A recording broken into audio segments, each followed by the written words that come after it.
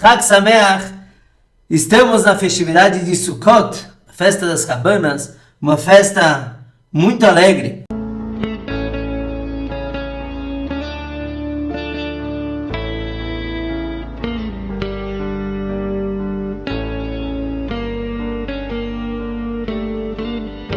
Como que funciona essa festividade? Então Deus nos ordenou que no dia 15 de Tishrei, depois do Rosh Hashanah, o início do ano, depois do dia do perdão, que fôssemos habitar em cabanas frágeis, com teto de plantas, de esteiras, e isso que dure uma semana, 7 dias, e depois temos um dia chamado Shmini Atzeret, um 8º dia, que é, de certa forma, uma festividade separada, com sacrifícios diferentes, e nós comemoramos assim o Sukkot. Na diáspora, onde estamos agora, que temos o calendário um pouquinho diferente do de Israel, no sentido de que a maioria das festividades nós comemoramos 2 dias, então aqui temos 9 dias de festa, 2 dias de Yom Tov, depois temos os dias intermediários chamados de Chol HaMoed, dias que podemos usar eletricidade, carro, etc., melhor não trabalhar, mas não é proibido. E depois temos o Yom Tov de Shmini Atzeret, que este ano cairá no Shabat,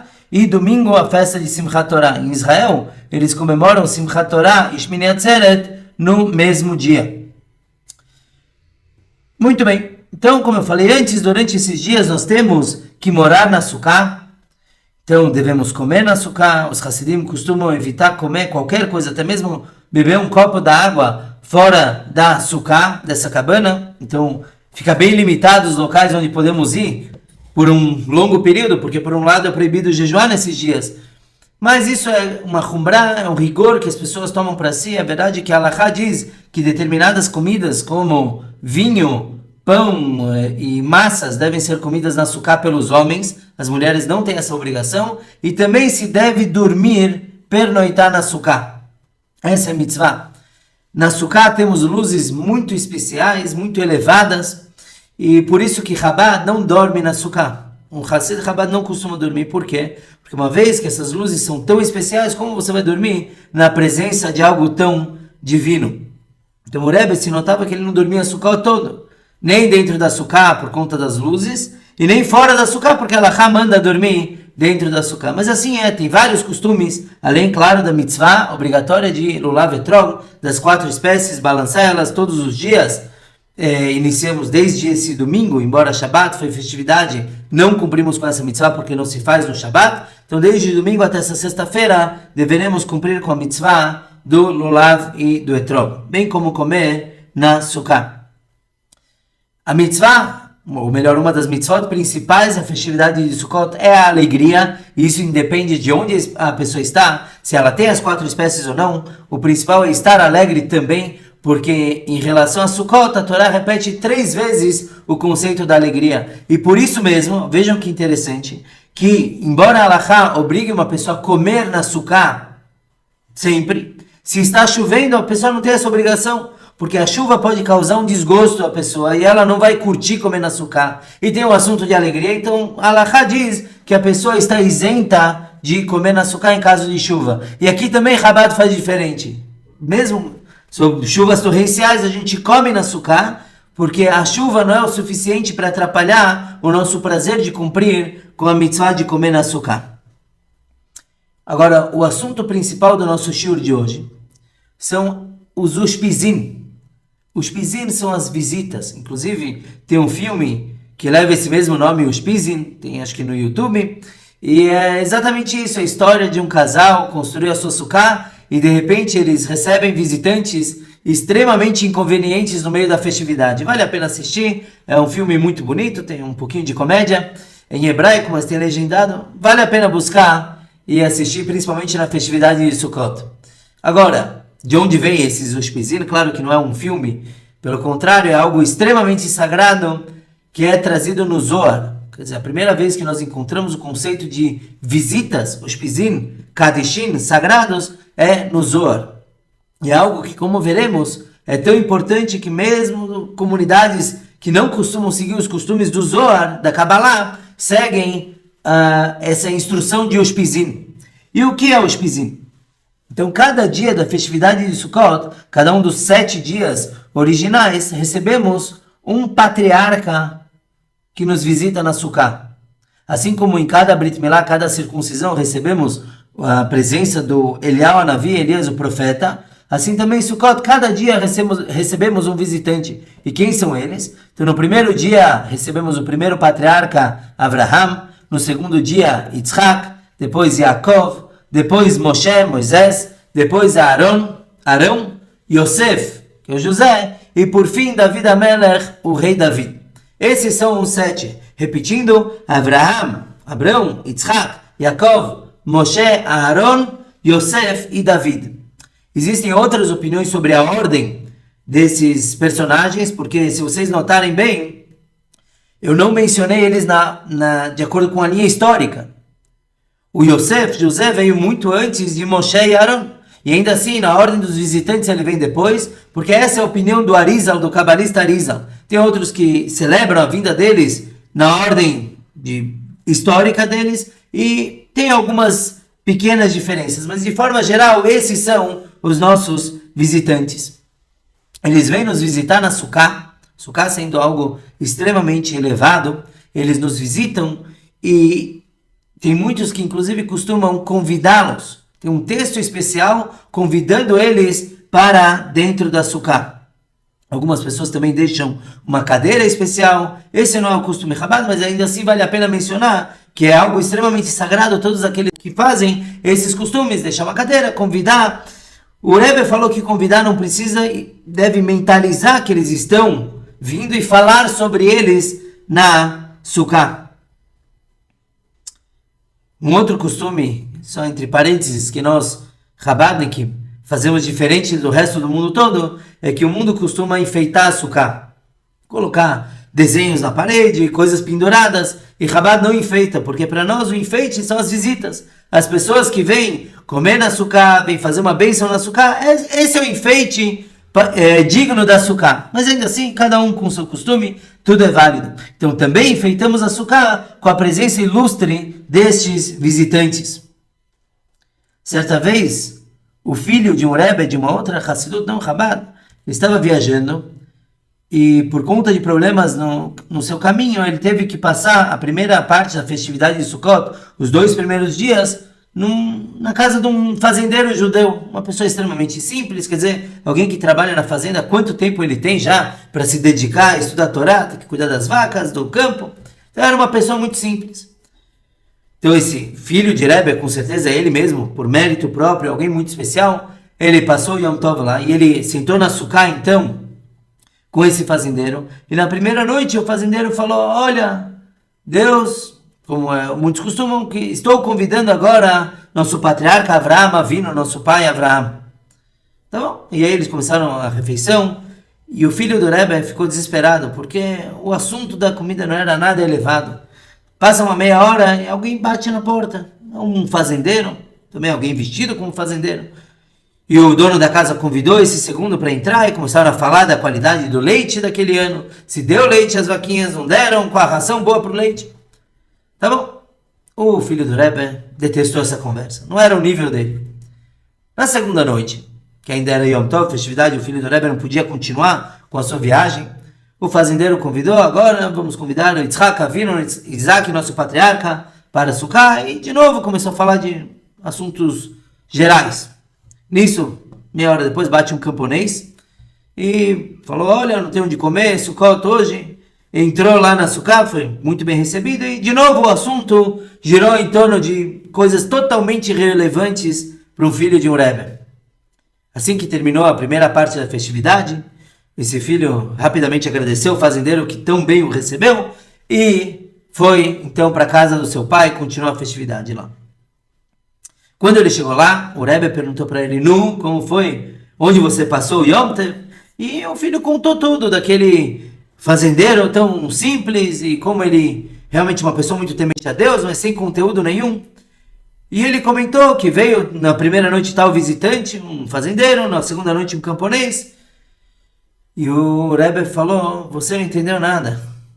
Você esteve na presença de pessoas super ilustres. O fazendeiro com quem você passou a primeira parte da festividade, era uma pessoa muito simples, mas muito sincera. Então, quando ele convidou o patriarca Avram para vir à sua sucá, lá nos céus, falaram para Avram, você tem que ir lá na sucá, ele está te convidando tão bem, de forma tão íntegra e com tanta fé, você tem que ir lá. Então, Avram foi, mas ele foi vestido como? Como Abraham? Não, porque o fazendeiro não saberia como aproveitar a presença de um sábio, de um justo tão grande. Então ele foi vestido de fazendeiro. Na segunda noite foi Yitzhak vestido de camponês. Então a gente vê como realmente recebemos a visita. Nem todos temos o mérito de ver essas pessoas vindo, mas sabemos que no judaísmo o fato de você ver ou não ver não é paradoxo a nada, não é contra nada. Se recebemos a presença deles de uma forma muito especial. Verdade é que todos eles vêm. Então na primeira noite vem Abraham, vem Yitzhak, mas acompanhado de todos os outros. Na primeira noite vem Abraham com os outros 6, na segunda o Yitzhak com os outros 6, mas ele é o principal, ele é o que puxa a carroça, por assim dizer. Sukkot é a festa da alegria, e também esses visitantes, eles esperam alegria quando eles vêm para Sukkah. Por isso a Halachá diz que não pode ter raiva na Sukkah, não pode ter tristeza.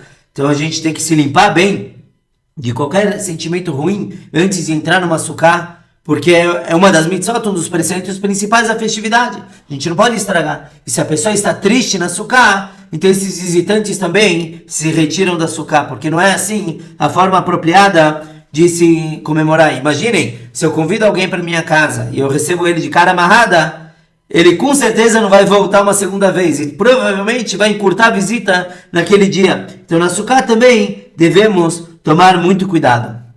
Bom, se recebemos os patriarcas e os justos, o que a gente serve para eles? Que nem o vinho de Pesach, que a gente enche um copo para o profeta Elial, as crianças ficam olhando se ele tomou uma gotinha ou não tomou. O que a gente serve para os patriarcas? Não tem um prato.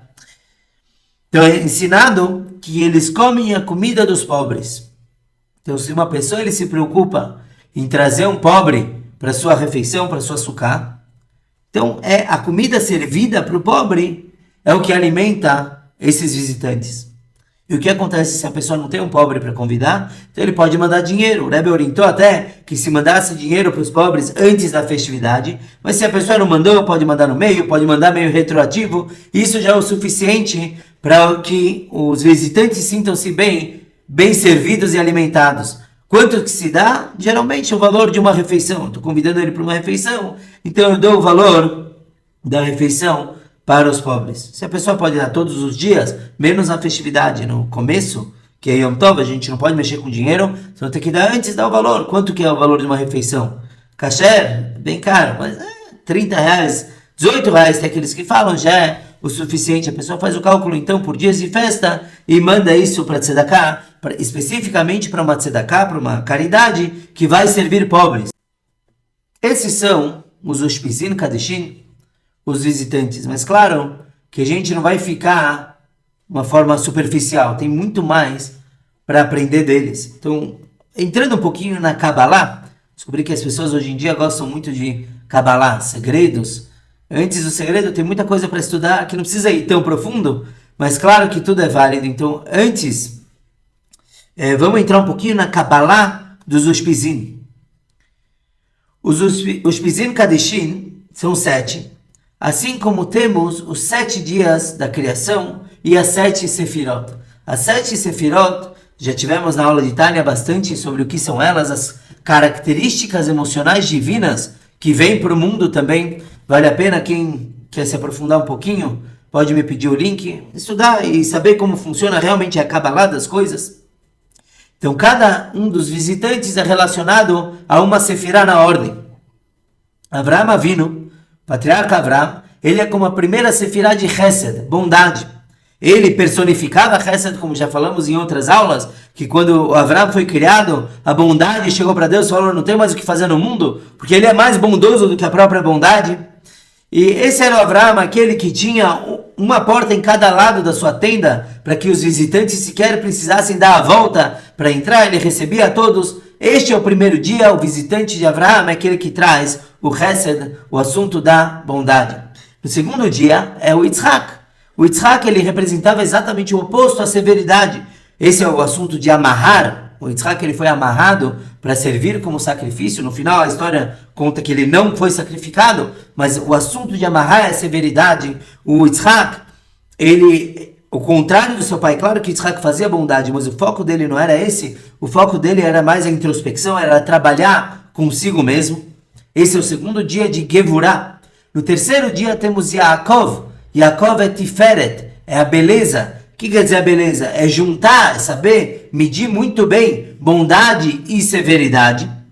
O Yaakov, o terceiro patriarca, representava isso, por isso que ele também é chamado de Emet, de verdade. Porque a verdade é você saber balancear duas coisas, não ir para um lado só ou para o outro, e sim saber usar dos dois. O terceiro, que é o de hoje à noite, é Moshe Rabbeinu, Moisés, nosso líder, que nos tirou do Egito. Ele é a Sefirah, a Midah de Netzach. Netzach quer dizer vitória. E o que isso tem a ver com Moshe Rabbeinu? Que ele representava a vitória. Ele foi vitorioso contra pessoas que queriam derrubá-lo. E ele foi vitorioso, de certa forma, contra Deus. Como Moshe foi contra Deus? Claro que não. Mas o que quer dizer que ele foi vitorioso contra Deus? Quando Deus resolveu destruir o povo por conta do pecado do bezerro de ouro, Moshe foi, ele de certa forma discutiu, ele se pôs na frente de Deus, falou: se você acabar com o povo, acaba comigo também. E Deus cedeu ao Moshe. Então isso é a vitória. Depois temos Aharon, o irmão do Moshe, o sumo sacerdote, que ele representa Hod. Hod quer dizer esplendor. E esse era o Aharon. Ele tinha o esplendor dele, a beleza dele, não somente física, mas também o que ele representava, o sumo sacerdote. Ele era vestido de esplendor. Cantamos poucos dias atrás no Yom Kippur, quão bela era a visão do sumo sacerdote saindo do santuário no dia de Yom Kippur, e a gente compara com várias coisas belíssimas, como as flores e o raio de sol e etc. Então, Hod, esplendor, é o Aharon. Depois temos a sexta Midah, a sexta Sfirah, comparada a José, Yosef, que é Yesod. Yesod quer dizer fundamento, mas também, como vimos na aula da Sefirot, que Yesod é a transmissão para o próximo. Então, todas essas primeiras Sefirot são o que eu sou para mim mesmo. E Yesod é como eu me tiro, e eu tenho uma expansão para o próximo, que é o que Yosef fez de alimentar toda a civilização daquela época, o Egito e os países ao redor que tinham fome, e ele se preocupou com todos, independente de serem da sua família, do seu povo ou não. Então esse é o Yosef, o Yesod é o dar para o próximo. E por fim temos, no último dia, o rei David, que é a Sefirah de Malchut, de realeza. Claro, não preciso explicar muito. O rei David é a realeza. Na Sefirot quer dizer, Yesod é como eu me dou para o próximo, e Malchut é como o próximo recebe. Eu não vou entrar muito nesse assunto, porque realmente já tivemos aulas extensas sobre as Sefirot. Quem quiser, depois eu mando o link, eu coloco no final do vídeo. Esses são os 7 visitantes comparados às 7 Sefirot, as 7 características divinas de sentimentos com esse mundo, são emocionais. Lembrando que temos as 3 Sefirot intelectuais, mas aí realmente é um assunto para outro dia. O Rebbe anterior, o Rebbe Yosef Yitzhak, ele nos diz que além desses visitantes, nós temos os visitantes racídicos. Tivemos 9 Rebbeim, 9 líderes, desde o Baal Shem Tov, o fundador da Hassidut, que é quem começou a preparar o mundo para a vinda do Mashiach, e cada dia, além dos 7 que eu acabei de mencionar, nós recebemos mais outros 9, também um a cada dia. Ou como eu falei antes, um que puxa os outros. Então no primeiro dia temos o Baal Shem Tov, o fundador da Hassidut, e ele tem um paralelo com outro primeiro visitante, com Avraham Avinu. Assim como Abrão, ele foi o primeiro que começou a espalhar o monoteísmo no mundo todo, e ele começou a ensinar que existe apenas um Deus. E não só isso, ele fez com que as pessoas clamassem pelo nome de Deus, com várias táticas, ensinando sobre o Deus único, também alimentando as pessoas com chesed, com bondade, mas para que elas agradecessem a Deus e conhecessem Deus. Esse foi o Avraham. E assim também o Baal Shem Tov, ele foi quem trouxe a Hassidut, quem trouxe a revelação da luz interna de Deus, mais profunda de Deus para todo mundo. Além disso, assim como Abraham, ele ensinou as pessoas a conhecerem Deus, o Baal Shem Tov fazia a mesma coisa. Ele costumava perguntar para as pessoas como elas vão com o único intuito, ele não era xereta, não queria saber, mas, quer dizer, ele não queria se intrometer na vida das pessoas, mas o intuito dele era que a pessoa falasse Baruch Hashem, graças a Deus, eu estou bem, graças a Deus eu tenho os filhos, tenho a parnassá, etc. Se conta que uma vez o Baal Shem Tov entrou numa sinagoga, ele não veio, isso antes dele se revelar como o Baal Shem Tov, ele só se revelou aos 36 anos. E aí ele entrou numa sinagoga e viu um sábio estudando Torá profundamente. Então o Baal Shem Tov se aproximou e perguntou, Nu Rebbe, como vai? Mas aquele homem estava estudando e não queria ser atrapalhado com conversas alheias. Então ele ignorou o Baal Shem Tov. E o Baal Shem Tov perguntou de novo e de novo. Até que por fim ele não aguentou. E falou, por que você nega a parnassá, o sustento de Deus? Do que Deus se alimenta? Do Baruch Hashem das pessoas, do agradecimento. Então se eu estou te perguntando como vai, fala Baruch Hashem, depois volta para o estudo. Agradece a Deus. Uma outra vez, um homem de posses veio ao Baal Shem Tov para dar uma contribuição. O Baal Shem Tov já era revelado. E o Baal Shem Tov então perguntou para esse homem como vão os negócios. E o homem falou, olha, eu estou muito bem, eu tenho muito sucesso. Faltou Baruch Hashem, faltou graças a Deus. Então o Baal Shem Tov começou a insistir, o homem não falava de Deus. Eu vou bem, eu tenho florestas, eu tenho navios, e minha família é isso e aquilo. Tá bom.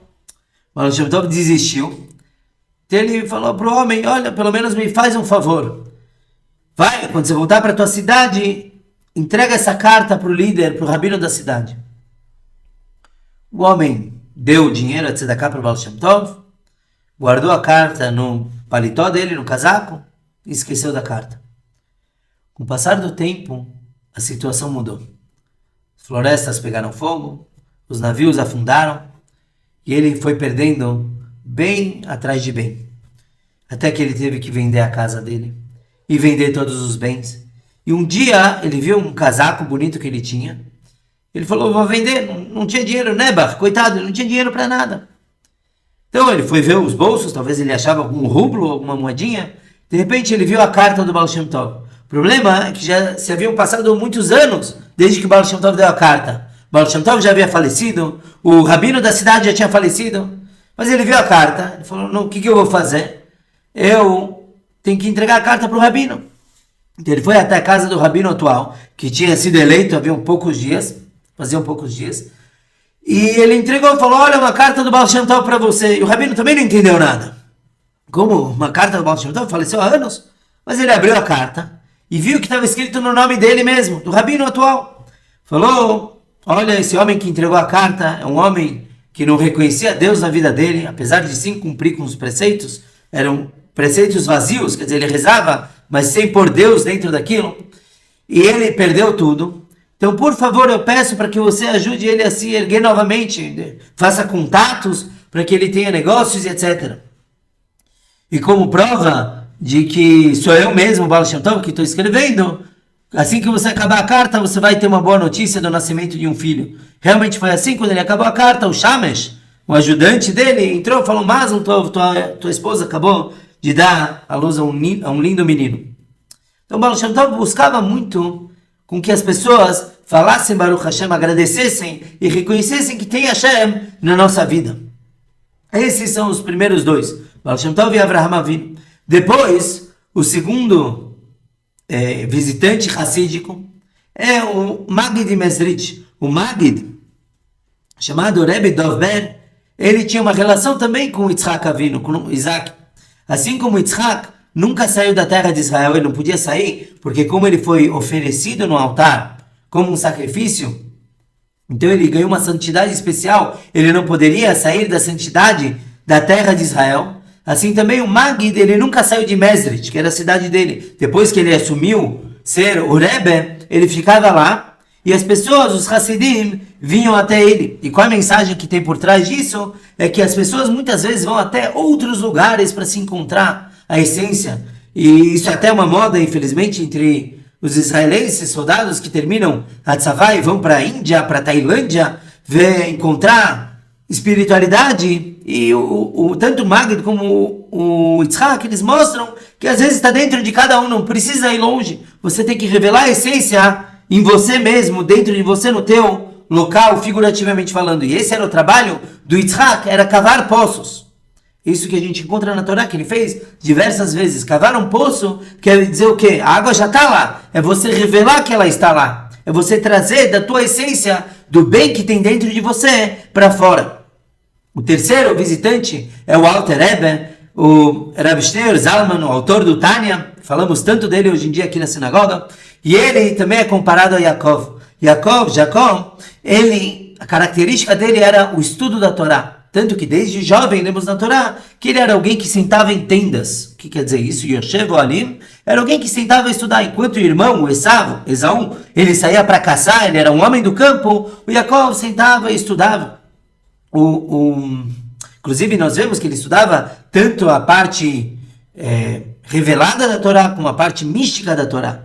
Por isso que ele estudou na Yeshiva de Shem Ever. A Yeshiva quer dizer uma escola rabínica. Claro que não era o mesmo estilo daquela época, mas Shem Ever, eles eram os rabinos da geração do Avraham, Yitzhak e Yaakov. Eles ensinavam a todos sobre Deus. Shem ensinava a parte revelada, quer dizer, o Deus que você encontra na natureza, e o Ever ensinava a parte profunda, oculta, o misticismo de Deus. Então Yaakov aprendeu dos dois. Assim também o Rav Shneur Zalman, ele revelou assuntos muito profundos, tanto na parte revelada da Torá, como na parte mística na Hassidut. Então ele foi o autor do Shulchan Aruch Harav, que é o código de leis que nós usamos, e isso é a parte revelada, a prática da Torá. E ele também foi o autor do Tânia, que é o primeiro passo que se deu para espalhar Hassidut para todos, onde todos, absolutamente todos, têm acesso. Hoje em dia em português, quem quiser, temos shiurim sobre o Tânia também, para que todos possam entender a beleza e o profundo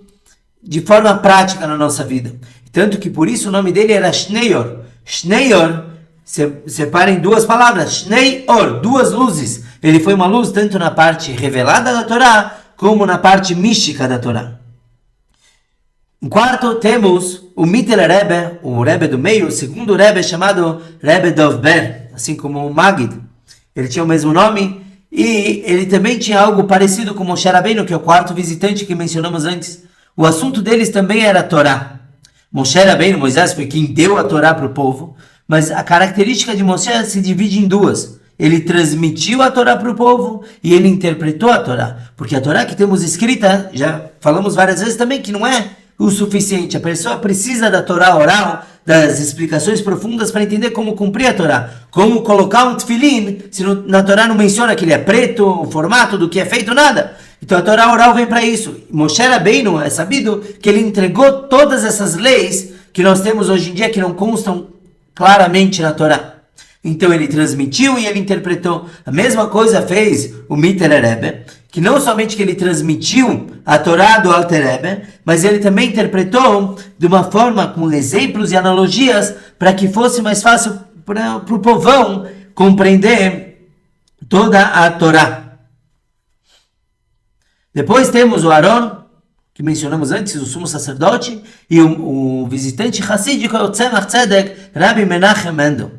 E o que eles têm a ver? O Aron, além de ser esplendor, ele buscava a paz. É sabido que ele perseguia a paz. Quer dizer, ele o tempo todo fazia as pessoas fazerem as pazes entre si quando brigavam, maridos e mulheres. Sempre ele fazia com que eles superassem brigas.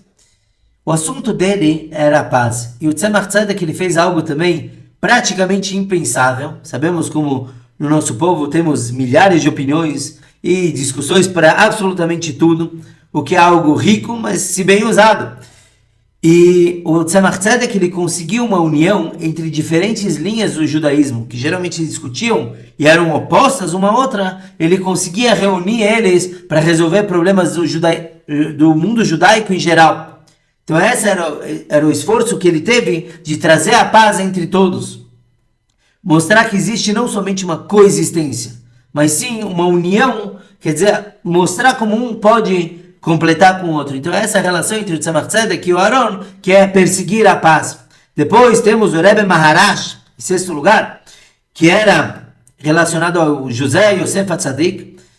E o assunto do Rebbe Maharaj, ele falou uma vez o assunto de Lekatrila Riber. O que é Lekatrila Riber? Ele falou bem assim, o mundo diz que quando você se depara com um obstáculo, você deve ir por baixo dele, a lei do menor esforço. E se isso não é possível, você vai por cima.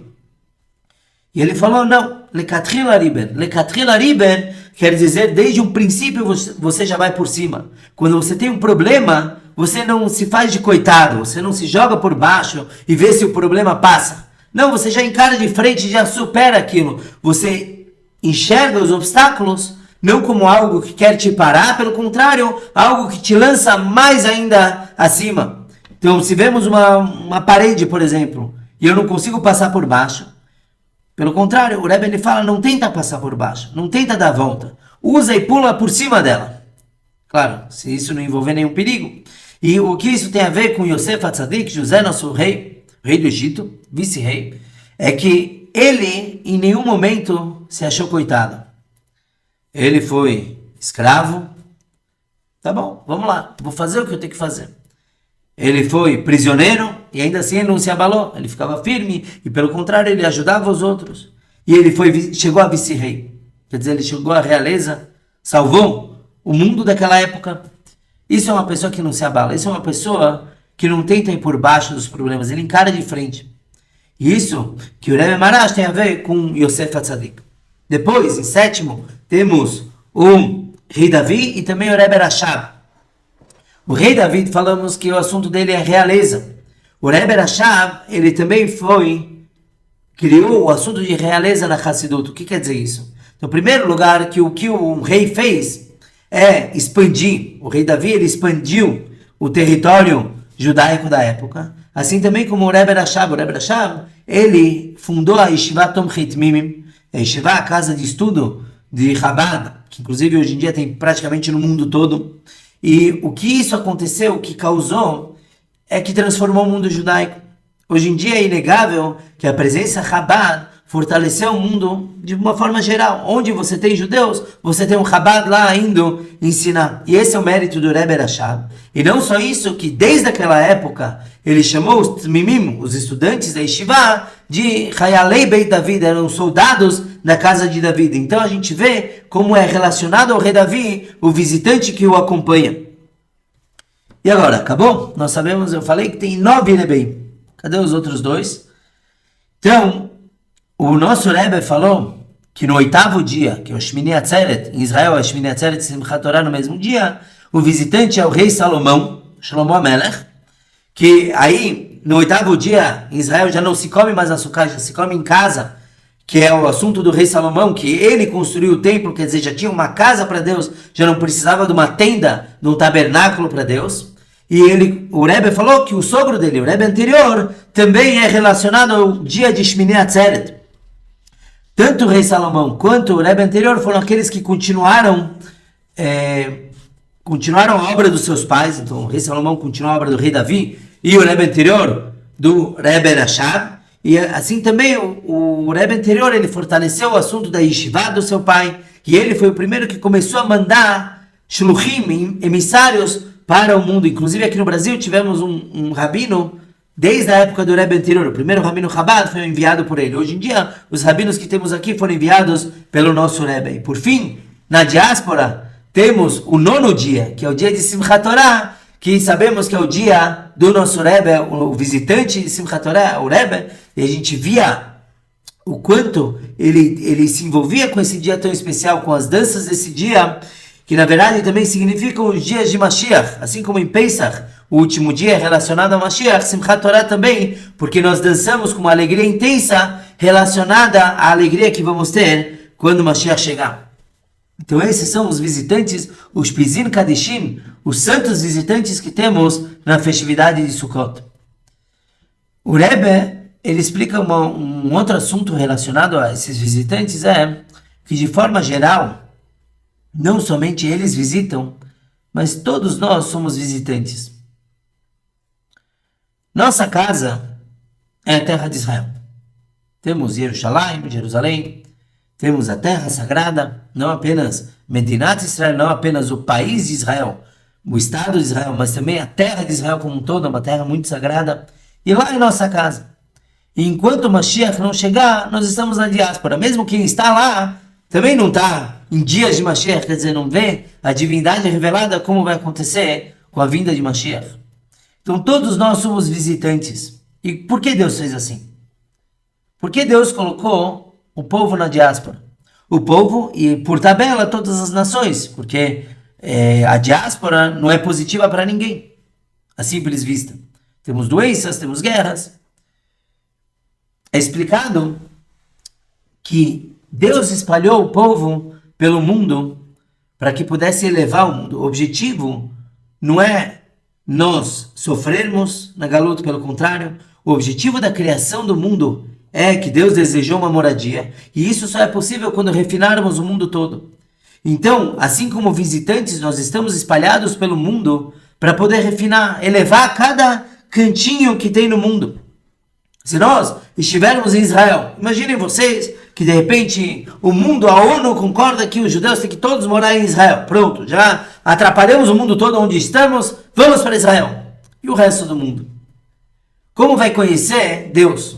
Como vai melhorar? Como vai ter as 7 leis universais? Então, os judeus estão espalhados pelo mundo exatamente para isso, para trazer mensagens de amor, de compreensão, de coexistência também, por que não?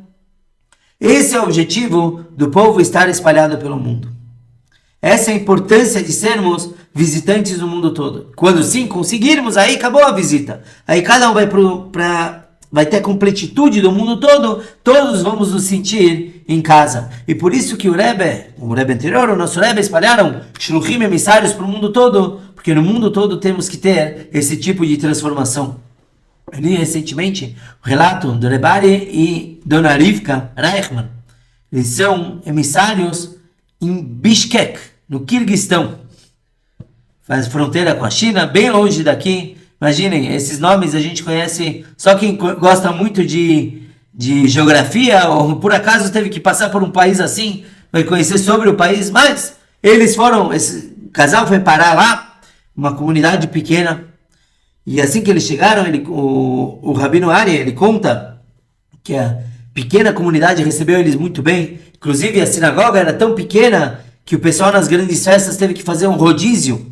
Não dava para todo mundo ir para a sinagoga ao mesmo tempo, então um ia para a reza da manhã, outro da tarde.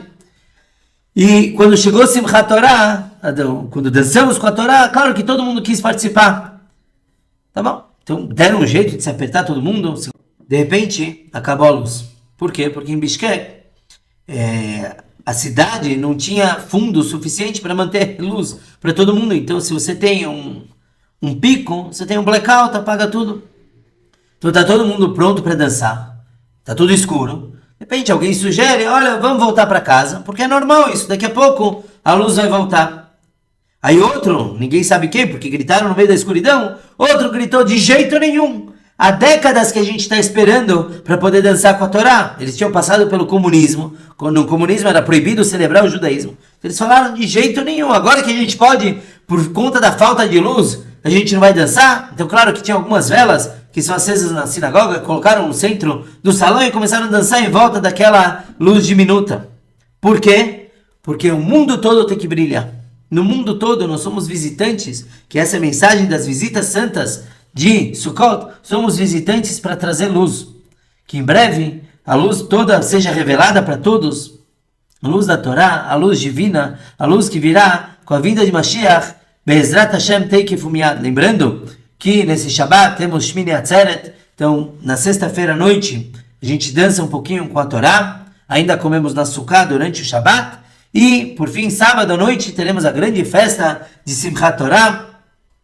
Importante participar, dançar a Torá, coitadinha. Nós terminamos de ler ela no Simchat Torah, por isso festejamos, mas ela não tem pés para dançar, ela quer dançar porque terminaram de ler e não consegue. Então nós somos os pés da Torá, e por isso mesmo, embora assim tenhamos leitura da Torá no Simchat Torah, o foco não é o sentar e estudar, e sim dançar. E quando dançamos com a Torá fechada, não faz diferença se a pessoa não sabe da Torá, estudou um pouquinho de Torá, nunca leu a Torá, todos podemos e devemos dançar com a Torá.